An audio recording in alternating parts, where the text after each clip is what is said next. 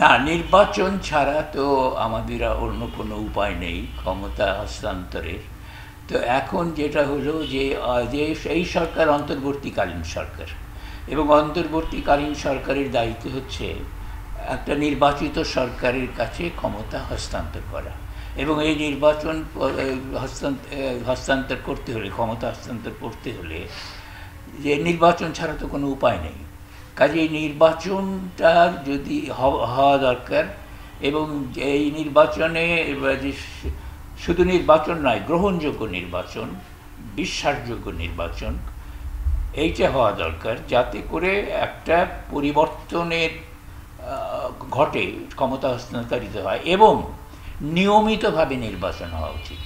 এইটা একটা নির্বাচন নয়, এর পরের পরের পরে একটার পর একটা নির্বাচন আসবে। যে সরকার এখন নির্বাচিত হলো তাদের দায়িত্ব, তারা বুঝবে যে তাদের জবাবদিহিতার দায় আছে, এবং তারা বুঝবে যে তারা যদি জনগণের কাছে মঙ্গলের জন্য কাজ না করে, তাহলে পরবর্তী নির্বাচনে তারা আর থাকবে না।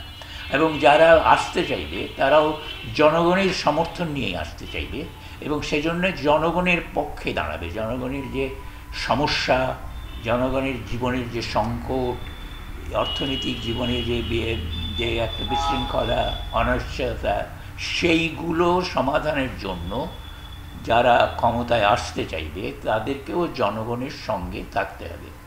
এবং সেই কাজেই যারা ক্ষমতায় আছে তারাও ভাববে যে জনগণ রায় না দিলে আমরা থাকবো না, আর যারা আসতে চাইবে তারাও জানবে যে জনগণ সমর্থন না দিলে আমরা আসতে পারবো না। কাজেই জনগণই হবে তখন নিয়ামক। আসলে রাজনীতির ব্যাপারটা হচ্ছে, যেটা আমরা মনে করি, রাজনীতির মূল জিনিসটা হচ্ছে ক্ষমতা। এখন ক্ষমতা যদি শাসক শ্রেণীর হাতে থাকে, জনগণের হাতে না থাকে, তাহলেই সেই ব্যবস্থাটা স্বৈরাচারী হয়।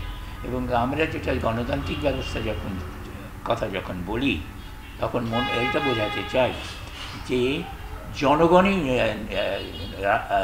নির্ধারণ করবে ক্ষমতা কার হাতে থাকবে, অর্থাৎ জনগণেরই হবে ক্ষমতার মালিক। তো সেইটার এখন পদ্ধতি হচ্ছে নির্বাচন ছাড়া তো অন্য কোনো পদ্ধতি আমাদের জানা নেই। আরেকটা পদ্ধতি হচ্ছে অভ্যুত্থান। সেটা তো একটা অভ্যুত্থান হলো, আমরা দেখলাম।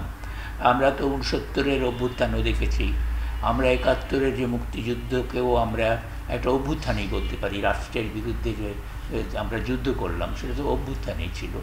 কিন্তু ওই পথ দিয়ে একটা পথ, আরেকটা পথ হচ্ছে নির্বাচন। নির্বাচনটা এখন আমাদের একটা বিধিবদ্ধ স্বীকৃত পথ, ওই পথ ধরেই আপাতত আমাদের এগোতে হবে।